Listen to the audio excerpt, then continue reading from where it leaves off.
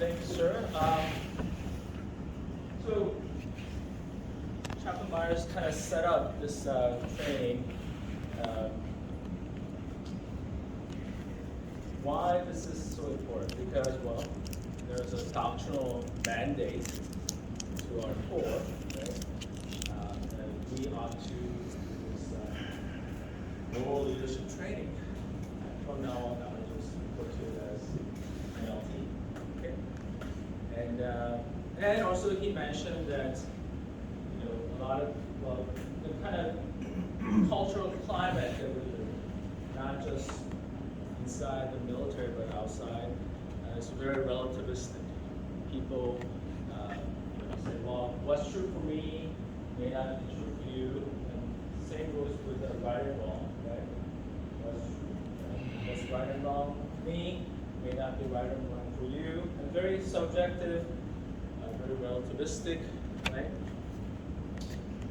So, yes, by conducting this training, we can definitely help our fellow soldiers and also Army as a whole, right? To have this moral compass, still organization to which our fellow citizens will refer as standard bearers. What right looks like. An organization that knows about self-sacrifice, nobility, honor. Yeah, I'm excited to do this training. Without further ado, let's go to the first. Think about moral. Well, what does it mean by being moral? Don't be shy. Moral. Being good. Being good. Right? Good. What separates us from the animals? Right, right. So what separates from the other animals in the kingdom, animal kingdom, is because we know what's right and wrong, right? And we don't have to follow our instincts, and we can choose to actually sometimes go against our instinct, self-preservation, one particular one, and do the right thing. Very good. Well, so we kind of talked about what's being moral and doing the right thing, being good. Now, are there differences between morals and ethics? Anybody? Morals and ethics. By the way, it's so good to see you guys got the class. Last time I did this training, I just I was facilitating training to a bunch of ninjas. Yes. I would say the difference between morals and ethics. Morals is something that you have personally to you, and ethics is something that should be more universal. Excellent. Very good. Yes. Ethics is what's legal. Moral is doing what's right, whether it's legal or illegal. Yes, it's broader. A little bit more broader. Good. Universal versus personal. Yes. I'm going to push back, John Roberts. I feel like your ethic is what determines your morals. And so my ethic is my system. And that allows me to determine what is good or right and what is moral. So I'm trying to, maybe the Army says, don't fraternize, right? That's part of my ethic, the Army ethic. But if I fraternize, then I have decided that, I've done something bad. I've done something immoral. That makes sense? You push back. I was going to say ethics is like what's right and wrong, and then morals would be like individually like what I think is right and wrong. Sort of. Yeah. So more from your own experience. Okay, just kind of on talking about Melly, that for me the morals is like that internal sense of right and wrong, what we have internalized, whereas ethic may be externally put down upon us that we agree to abide by and adhere to. And if we agree with that ethic, then it may become a part of our soul. Wow. teach ethics. I learned from the Yeah, math. yeah. We have 2 former ALE ethics instructors, so. You know, something I was thinking Yeah. about, like, you know, when it came to just religious accommodations, you know, how some of the, what was it, the vaccines were created with aborted stem cells, right? I guess that was ethical according to the scientists at that time to use it, but a lot of people are putting in requests that they go against their moral values, so, there's an example. Yeah, their own moral values. Very good. Very good, very good. So I was, there's a kind of army definition that we can, I found. It comes from the APAM 165-19. But we're going to take a look at that a little bit later. So, oh, shoot. So, according to Oxford English Dictionary, defines ethics and morals similarly, both dealing with principles of right and wrong. The key difference is that ethics concerns rules on external source, and morals are based on each person's own principles around right and wrong. So most of you mentioned that. So ethics, rule of conduct in a particular cultural group recognized by external source or social system. Example of legal code of ethics that medical professionals must follow. Not medical morals, principles of or habits relating to right or wrong conduct based on individual compass of right and wrong. Okay. So it is right. Like all of you guys answered really well. And to your point, sir. So it is, yes, system, army ethic. There is an army ethic based on rules and values and our traditions, oath and creeds. And it informs us, though, you know, so our morals should be aligned with that system. So when we join the army, though we might have like, you know, fraternizing between different ranks is perfectly fine, like, you know, why is ridiculous? But then when we join, we see, oh, there's a rationale, there's a reason why such rule exists, and we accept it, adjust to it, swear by it. So that's how we play animals. But when it comes to leadership now, moral leadership, ethical leadership, they are interchangeable. They are synonymous. So you will see that when you just quickly Google moral leadership, you will see a bunch of ethical leadership pops up, and leadership, and then there will be also moral leadership. Okay, so just wanted to. Does the army distinguish the two? So we're going to talk about that a little bit later. So this TLO, okay, the United States Army Union Military is trained and capable to conduct moral leadership training. You'll be prepared to advise command and staff on army's doctrinal basis and rationale pertaining to MLT, identify possible topics for MLT, and develop your own MLT. So that's the goal. All right. Any questions so far? No. Okay. So I have you guys until when? 10? 1300. Okay. 10:30. Okay. I'm just gonna say 10:30. All right. Okay. So these are the references, and of course, I'm gonna give you this slide that whoever wants it. This all touches on MLT. Because Minus spells it out, it touches it. Oh, by the way, I feel like I'm a John the Baptizer with Baptist. Because chaplains, you know, we get those newsletters from Office of Chief of Chaplains, and they said they're going to be publishing and handing out or sending some materials on moral leadership training from Chief's office in the near future. So I'm just kind of harbinger of what's to come. Not that I'm going to have any input on that, their product, but this is something that, yeah, Chief's I was just focusing on right now. Anyways, so I consulted all these references, and all right. So here's the Army's definition between distinguishments or difference they make between morals and ethics. Okay.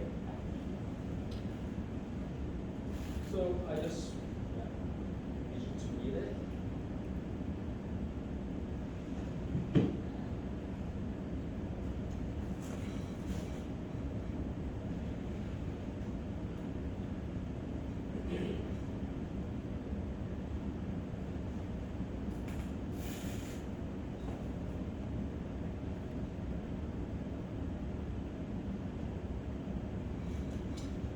And isn't it interesting that Army doctrine, this is not by no means religious or theological document, right? This is Army government document.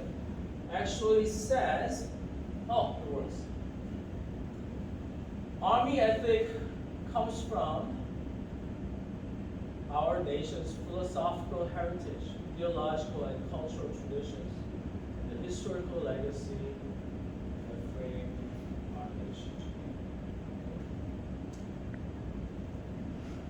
Clearly acknowledges that while we go by ethic that we supposed to practice as a religious background origin. So it is right for us, chapter 4, to teach on that, not just advise, right? Individually or group, but also actually teach. As Chaplain Minor mentioned, a lot of ethics training is done by JAGS, and it's just going over the rules, UCMJ, and how you can not get in trouble or end up in so that's not necessarily what we mean by developing moral, viable character. But that's what we are, if I may say so. More so than how teaching people how not to get into trouble. Anyways, so I mean that's necessary to knowing about the rules. But so what is leadership? Every hand should go up. You guys know what leadership is, who leaders are. Right? What's a leadership?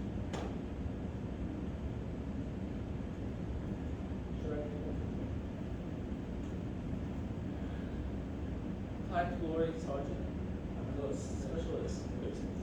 What do you think? Someone who does what he's supposed to, morally and ethically. Okay, leader. Okay. Also, he leads by example, doing what's right in front of other people, other times. Excellent. Very good. Leading by example, influencing people to follow. Yeah.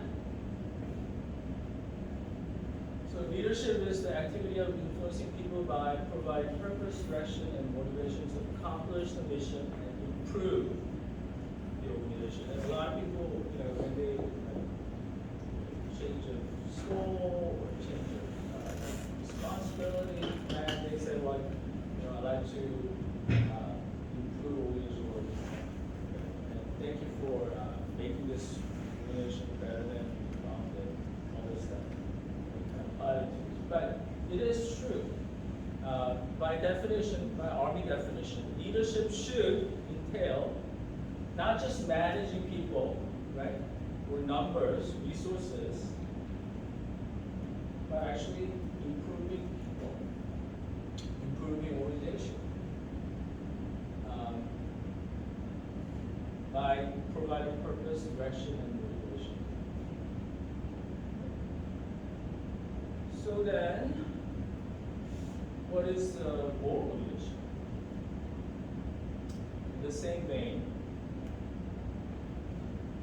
Okay, so this is an interesting statement. Army leadership is expected to be inherently moral. Okay? Moral leadership is a process of influencing people by providing the same definition, right?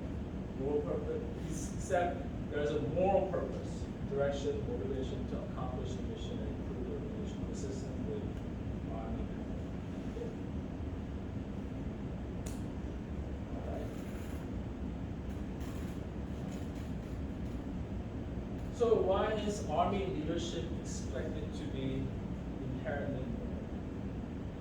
You know what inherently means, right? Intrinsically, by nature. Okay? So why do you think Army leadership is inherently, by nature, moral leadership? Yes. It's expected of us, or how about the highest standard? Yes. That's why it should come naturally. Yes. It should come naturally because it's supposed to pursue or conduct our business at the highest standard. Very good. I would also say, I mean, the Army's mission is to, fight and win the nation's wars, and so inherent in war is life and death. And so I think because of our mission, we should have very clear moral lines, which quite frankly, we deal in some very significant, emotional, life and death areas. Yes. I'm gonna play the advocate now, so, but is it really, so in here, we're establishing that payments are armed with these rebels. That's not always the case. But then when you go to basic training, the Army values are drilled into you, so is it safe to say that some don't come in with those morals or their ethics, but it's inherited, it can still be inherited to them on the ladder by drilling it into them? Yes. Yes. So my take on that, and you're absolutely right, a lot of people come in not having those morals or ethics, and a part of becoming an Army professional by going through basic training and all of that is to learn this ethic, and then having that ethic become internalized as an Army professional, so then it becomes a part of our morals.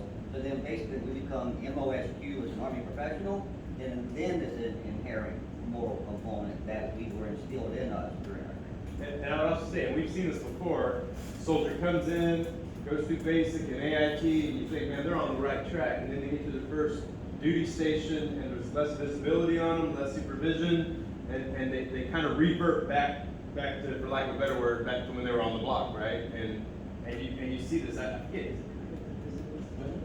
cognitive dissonance, anyway, it's a funny word. But it's, the idea is that, some are gonna take that next step and take the values and the ethic that they've been given, and they're gonna continue to move forward with that, and some won't. And that's in large part why we have a lot of youth days we have, because soldiers revert back to what they were doing before the Army. Some people, they never got on. They're held accountable. But they're held accountable because they signed up to be under this particular ethic. Let me ask you kind of different way. You are fresh out of college, second lieutenant. You are actually a fresh minted E5 ball sergeant. Okay. And you are told that, hey, you're supposed to lead your folks by your example, by your moral example, by being good, doing the right things all the time, whether in uniform or out of it. And then you are the second lieutenant or the sergeant. It's like, why? Why do I need to do that? Okay. What for? Then how would you answer it? Okay. Why do I need to be a moral leader? I mean, they would not ask when I used to work at a supermarket, or when I was part of a gang. Yeah. Why do I need to be a moral leader? How should I answer this? I think you show them one, the capabilities of lethality and the consequences, and then the beautiful thing, someone has wisely said for decades now, we've been dumbing down the idea that evil exists. that inherently people are good. So just show them the headlines coming out of Ukraine right now.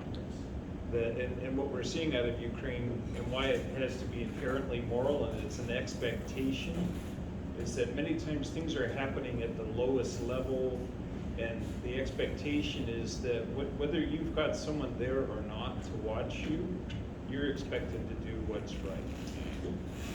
And if you don't, there's serious consequences, especially for those around you or those, even your enemy, that you may engage with in a very, very difficult situation. So just to be the devil's advocate, maybe it's an unrealistic expectation. Given the article you handed down to us not terribly long ago, sir, that major portion of our leadership lie on a regular basis. You might not look at it, well, I wasn't really lying. All this training has to get done. It's not reasonable. I can't accomplish the mission if I have to do all of these things. And so, just cancel it.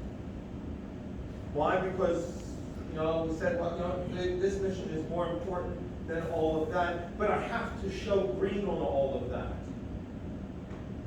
So because the expectations are perhaps unrealistic, I'm not judging it, they at least appear unrealistic to the person in command, whether that's the general, the colonel, or the sergeant. They appear unrealistic, and so I do what I have to do in order to complete the mission. And in order to complete the mission, it may not necessarily be inherently moral or ethical. Not least of which is because our system, our ethical system, is not based on, it's based on law.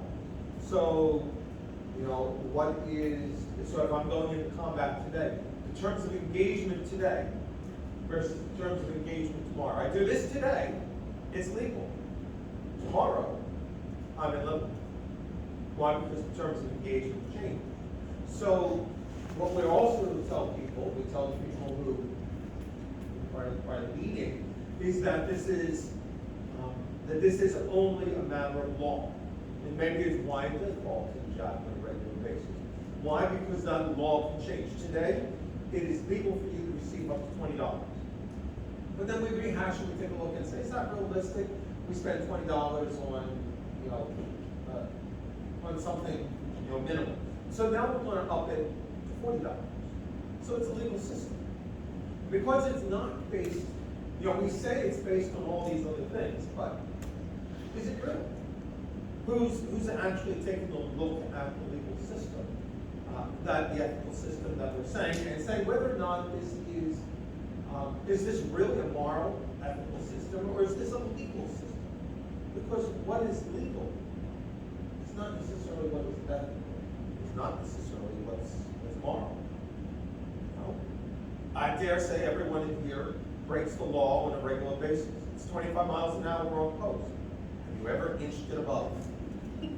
Have you ever inched, because you're running late for that meeting, and I need to get to that meeting because someone higher up the food chain is in. So I'm willing to bend the law for your good, which is that I don't get my derriere chewed out for being late.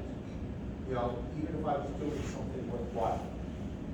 So our problem is that so often what we're saying when we're talking about an ethical system is a legal system. That is a changeable, mutable system. And so when we instill that to people, when they get there, they realize it's just a legal system, so that changes. It changes from day to day, depending on what those in charge determine is the law. Then the ethic kicks in. You're going to see that so long before you say, well, our system is a mutable system. It's not based on something deeper. Great. I'm sorry. No, that's right. Great. Yes. Okay, so I get that point too. That was a good point. But okay, say this. So cussing out my soldiers. There's no law that says I can't do it, but because of my moral values, I know a better way to communicate to them. So it's like, I believe it's one and two. I believe some things are not all legal, some things are actually moral. Cause again, it's, you know. Well, and you would hope your laws and stuff would be moral, but history shows us that they have not always been, right? And there's laws in the book now that are immoral. I mean, it's interesting, you know, Joe, you're talking about the foundations, talking about historical foundations. Well, what about, you know, transgenderism in the Army? I mean, would that have passed the muster in 1776? You know, based on historical, theological, philosophical understanding. Segregation. Segregation, yeah. Mhm. So it's interesting that it said be based on these things. When reality is I'm more aligned with Joe. I think there's a lot of pragmatic. Yeah, pragmatism. Pragmatism. There it is. There's a lot of pragmatism that goes on. So, I'm sorry.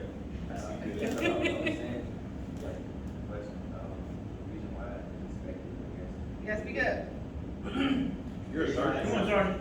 The reason I suspect because you don't have enough questions, so you think that no one questioning or not to speak, someone else might receive, you know.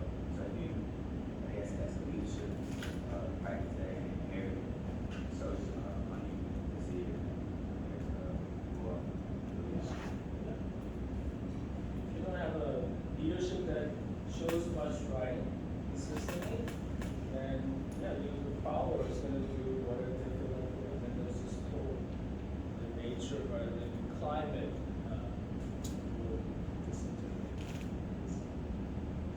Very good. I love it. I love it. So first and foremost, you know, the rules of engagement are based on laws. They're not necessarily laws, but rules of engagement, ROEs, are based on laws of war. Right? So it's international agree that this is lawful and this is not. Rules of engagement are defined, and those that international the laws, the Geneva Convention, The Hague, whatever, they are all based on human rights, right? And human dignity. I dare say, which came out of Judeo-Christian theological understanding of human beings, made in the image of God.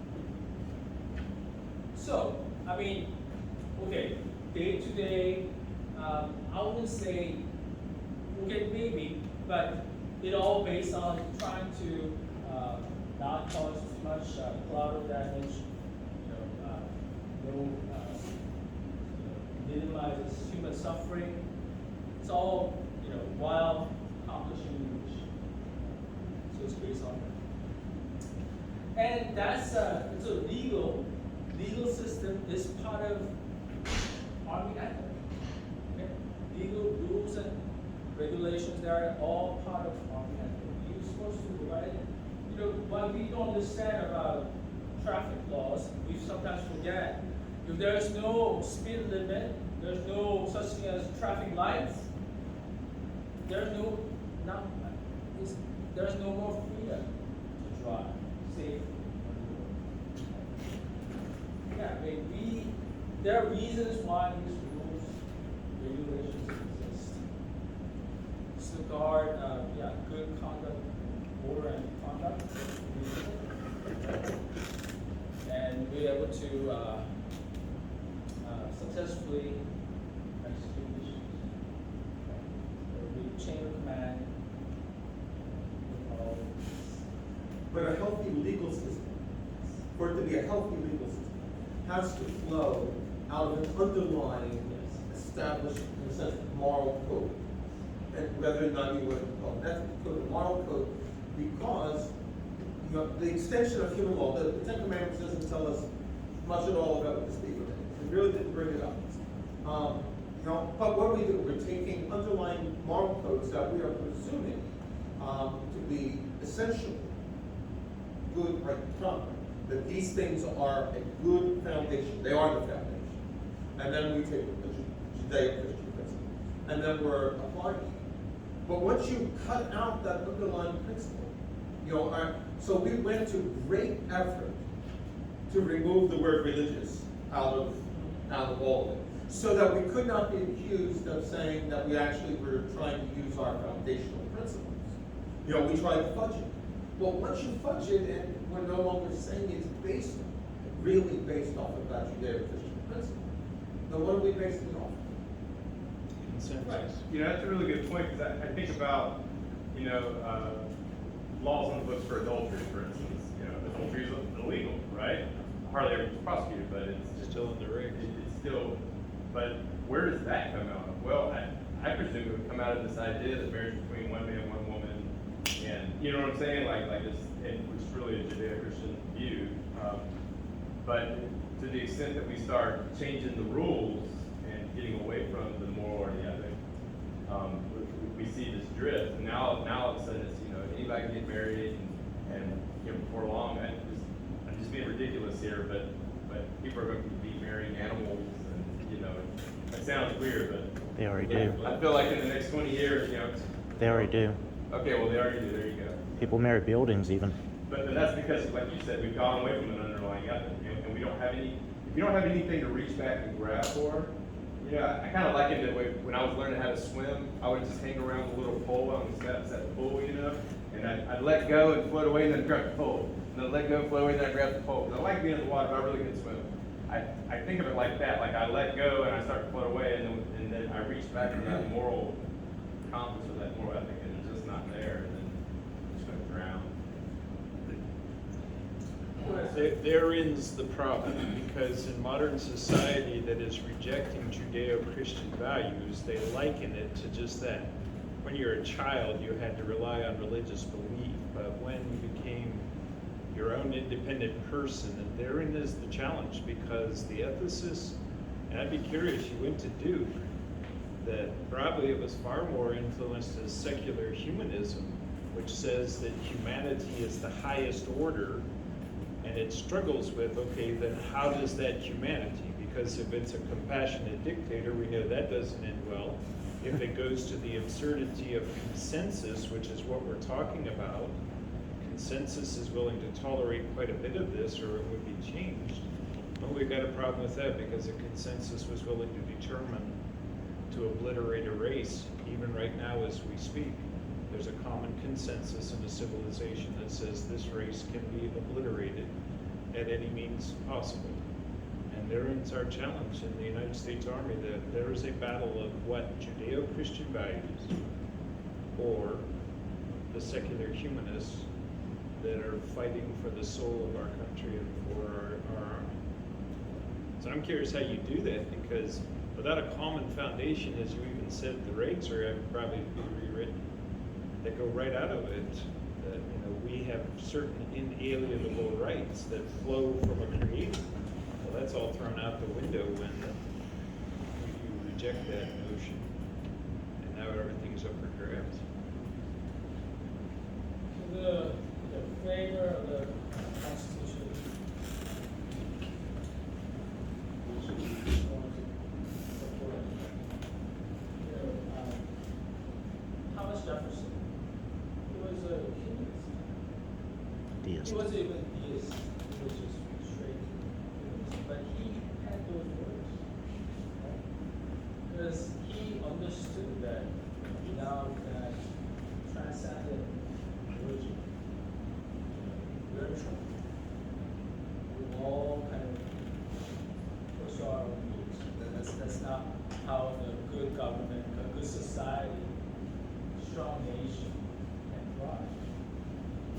But anyways, but the thing is, when we teach moral leadership, or army ethics, you don't have to go all the way, like, you know, give this history lesson, but we just have to mention, hey, we all come from different, and we have our own morals, sense of what's right and wrong. But this is what army holds, and this is, then we have to then give why, like why. So well, because we, you know, simply this is how it's been done. How we've been saying this for 200 years, just for longer.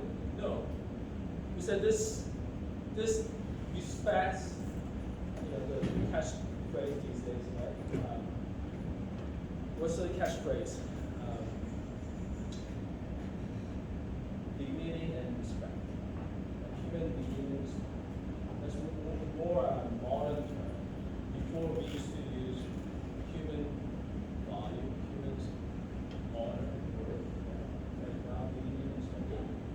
based on that idea. Right? Humanists claim that it was their idea, but we know that when you do historical search, humanists got that from Judeo-Christian source.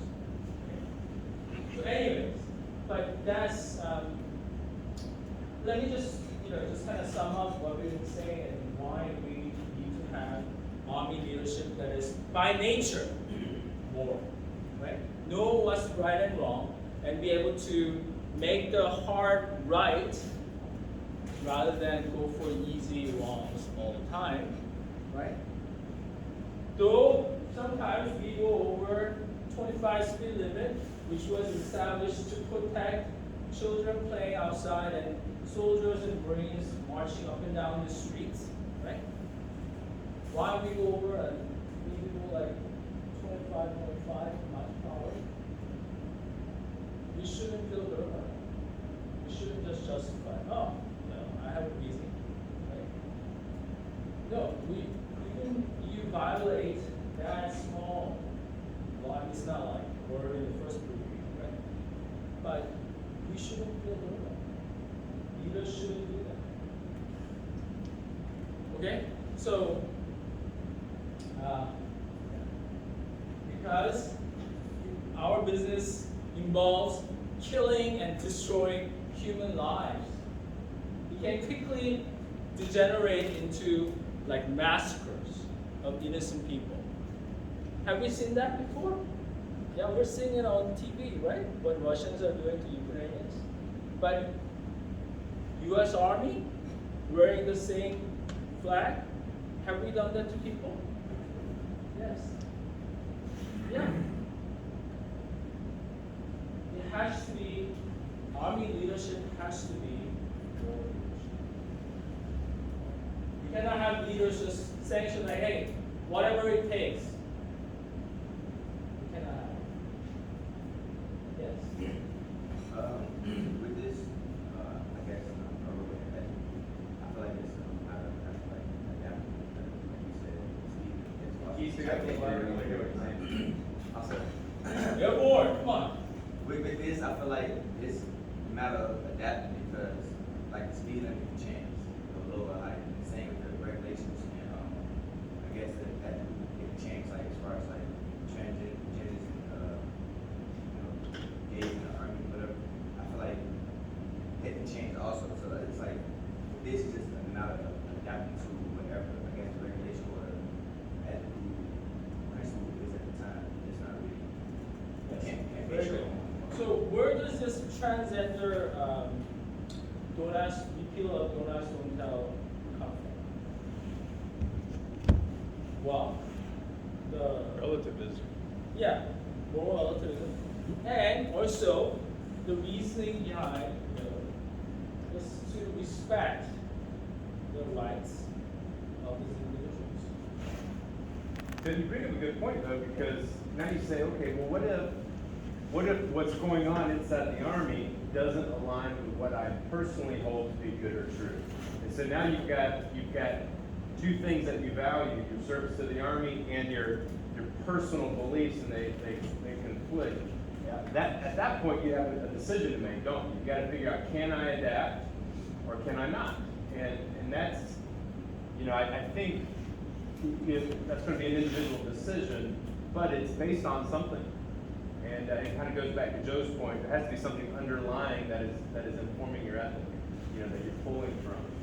And if you get the sense that the organization I'm a part of is drifting away from values and things that I hold to be true, then you got a decision to make. Or be willing to live with the consequences. So I had a leader that, he lived right up to the line with the rules of engagement, but he made it very clear to his soldiers, I will sacrifice everything, that if you raise that weapon and you have decided in a split second that you must do this, I'm not going to second guess you on that.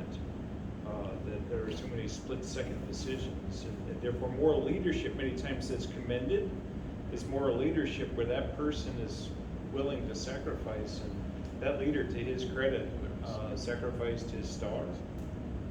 But everyone that served under him was willing to serve under that leader. So this is balancing of influencing your culture that you're in by making moral choices. Well, and that goes back to Chaplain Lee's point about, you know, the too many tasks, not enough time. Right.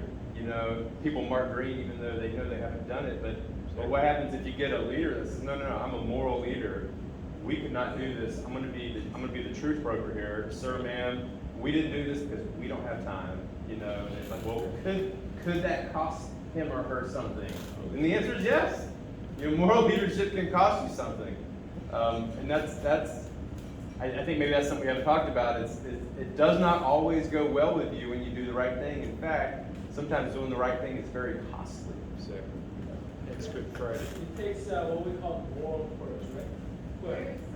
There's a movie, I think it's Tax Office, Yeah. where he refuses to let me carry a weapon, like, you know, and he gets, Hacksaw Ridge. punished, I think, sir, like you were saying, for him, his morals, like, it didn't allow him to, he's like, no, I'm not gonna carry a weapon, I'm not gonna fire a weapon, but he ended up saving, I don't know how many lives.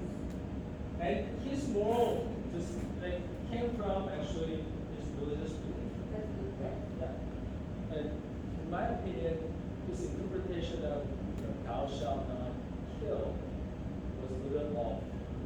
Right? But whether or not like theological interpretation was correct or not, he believed that, right? That's why so he received the religious accomplishments. But he took a lot of courage. I would say moral courage. What were you gonna say? Yeah, so I think this is a great training. And then I've been in the Army for 11 years, so I met some great leaders. And then I see the chaplain corps, there's so many hypocrisy, the chaplain corps, you know. Hypocrisy? Hypocrisy, yeah. Right. So, and then I learned a lot of things from brigade chaplain, like you're talking about like influencing, you know, to be influent. So to make an impact in that person's life. So I realized in the chaplain corps, you know, it's all about checking the blood, some people. Checking the blood, make themselves looking good, and then they're not like Jesus said, tell them the truth. You know, some people is like a calling for them. It's just like a professional work, they're doing a job. It's not like they apply or to be served, to be there for that person. If you cannot be there for your chaplain, you cannot be there for your peers, you cannot be there for your people you supervise. So all you're gonna tell me, you will be there for soldiers. Or you're gonna help that person to improve in leadership. Or I'm gonna say, okay, this guy been supervising me for 5 months, so I learned something from this guy. Oh, I like that leadership style that guy been providing. But some people, they're just gonna make themselves look good, and then make the chaplain look bad, or checking the block, you know. But then when you really need them, you cannot find that, okay, I need that person right now. So that person's not available to really coach you, to really teach you, and then to help you out, and then to do that. You know, and then this is really good. I like that. Well, thank you. More good stuff to come. Okay, all right. So why moral leadership? I pulled this why from kind of non-military source. So can someone read this? What's on the screen? When moral leadership is missing in a group, organization, or company, its people end up disaffected and alienated, productivity suffers, unethical behavior becomes more likely. A key component of moral leadership is motivating others to live up to the personal ethical standards and those of your organization. Even in the face of temptations, behave unethically. Interesting source, So- Harvard Law School. Yeah, in the 80s and early 90s, you have seen like people just focusing on leadership that make things happen, effectiveness. Right?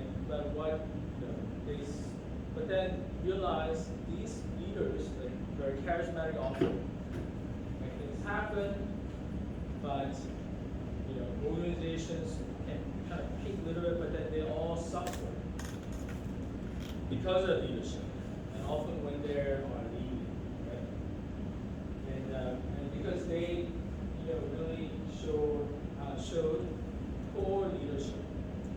Now it's whether it's business school, law school, political science, people start talking about moral leaders, ethical leaders. So when we talk about that, we talk about moral leadership. So the beginning paragraph, so just to dissect what's happening here.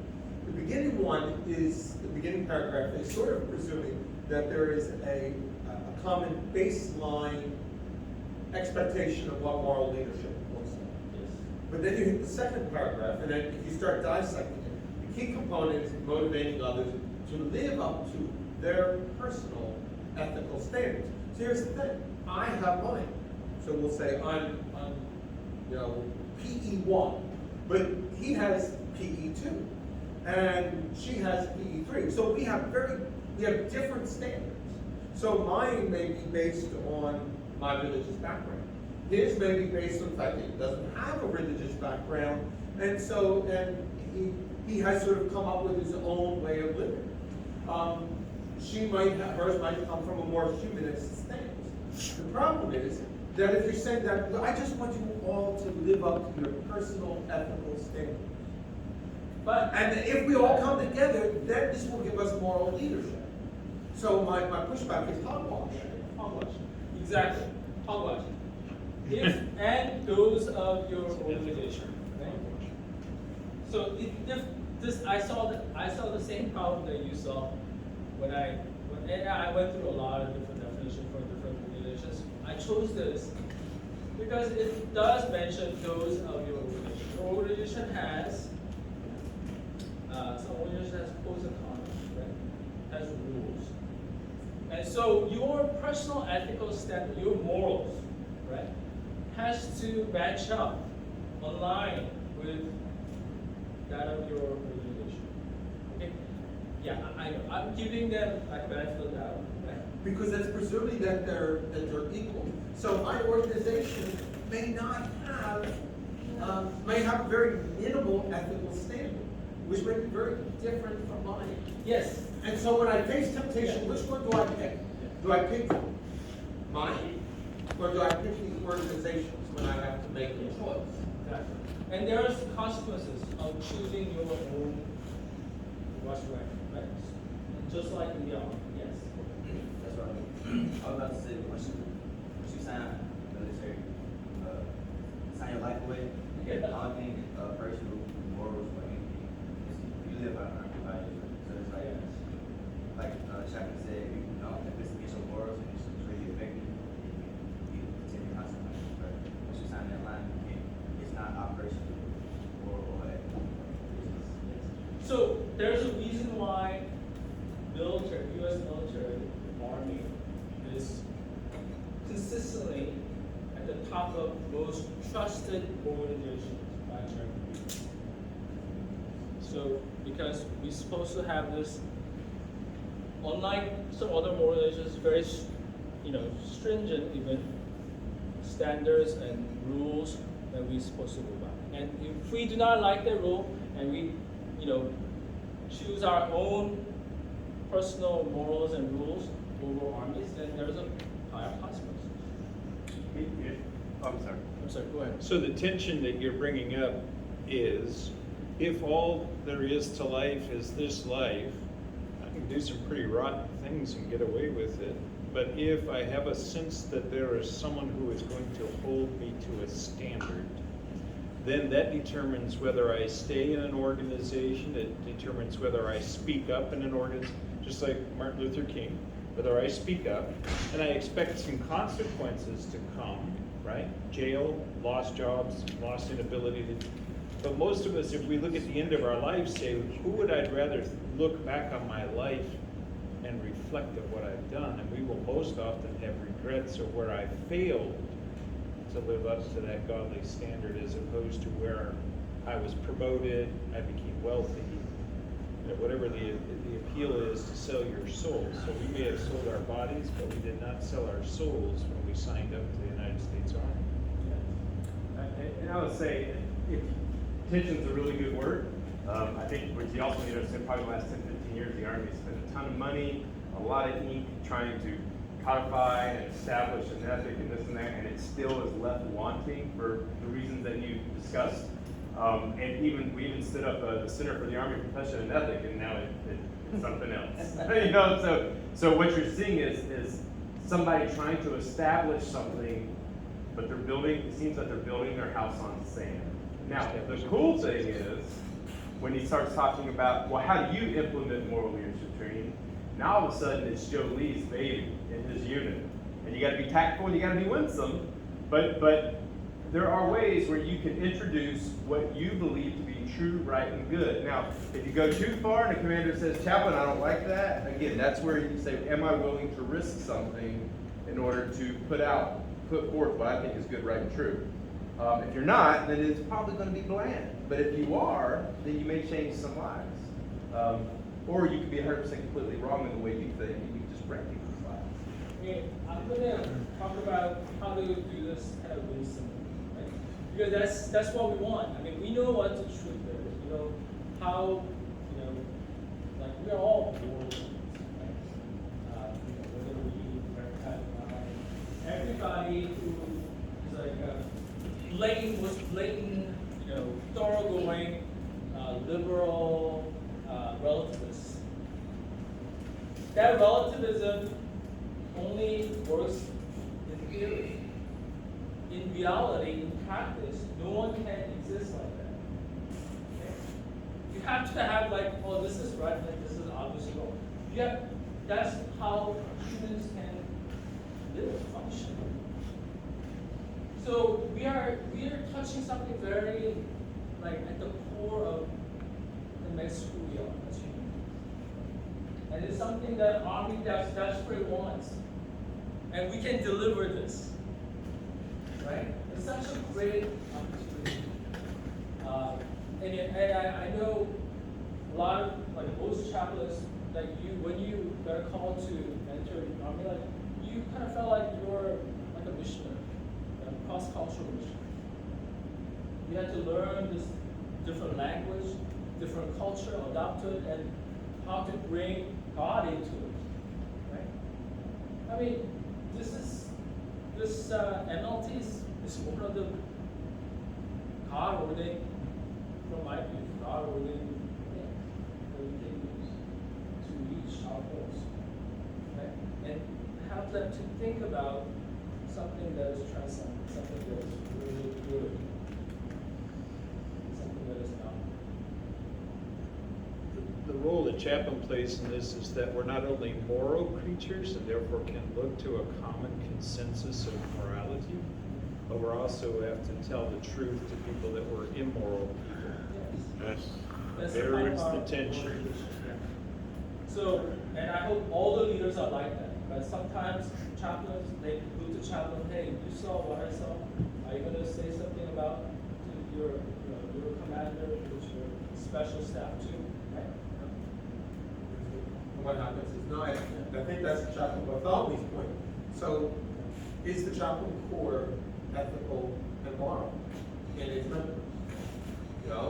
And I think his point is, so often, even internally, we look at members of our corps and say we're not always the best models of this. And if we might see that, or at least be concerned about the thought of that, how do people around us look? Do they look at us as actually being moral and ethical? And that would be that sort of thing. At what point do we start to, are we able to change it? Are we able to say something? Or do we cut our losses? When are we cutting our losses? Inside the Army, we're not saying things, we're not doing things. But I think we can all think of people who have said things. You know what I'm saying? You can think of the immoral chaplains or religious affairs specialists, and you can think of the moral ones that you say, yeah, I want to be more like that person. So they're there. And I'm not saying that they're not, but the fact that we can look and say on a regular basis, like, what happened to so-and-so? Well, we won't talk about that one. You know, like, there's, you know, we haven't gotten ours fixed. How do we So- fix the system? Yeah, so when we're talking about like immoral chaplains, right? If they are happen to be, you know, a lot larger than a few bad apples, right? Then we have there's a crisis. I'll say there's a moral crisis within the world. Well, could it be though, because we have labeled them immoral, that shows that perhaps the moral ethic is working, you know? You know, because we've been able to identify and apply the moral and say you don't pass. It is, but are we, it's like saying, you know what, I noticed that there's a hole in the side of the ship, sir. Now, we happen to be Titanic and it happened to be the iceberg. How big is the hole? You know, like, we can all say, yes, we have it, and it allows us to identify where issues are. Problem is, Still gotta fix the hole. you still gotta fix the hole. And how large is the hole in our system? And what have we been doing about it? At times, and I think that's, and I'm not saying one way or another, but it sounded like that was sort of what Bartholomew was trying to say. What do we do when we see that problem? And what if it's just the minor stuff, you know? Like, you know, yeah, he or she said they're a good chaplain, but, you know, it's just the minor stuff. You know? So one thing I want to add, so the way I understand leadership, right? I don't have to be like you to give you guidance or to be successful. Okay? But instead of being called, but Jesus said, love your neighbor like you love yourself. That should never happen, to have problem with somebody. So not be able to be moral with that person. I see this is what you need to improve on. Okay, I need you to improve on this. This is the way you're gonna set that person up for success. So this is too easy to do. And then instead, because you don't like the person and then you don't care about him, So that's the problem. Yeah, so like this sounds like not caring or just laziness, right? It could be also, you know, character flaw. Okay, so got it.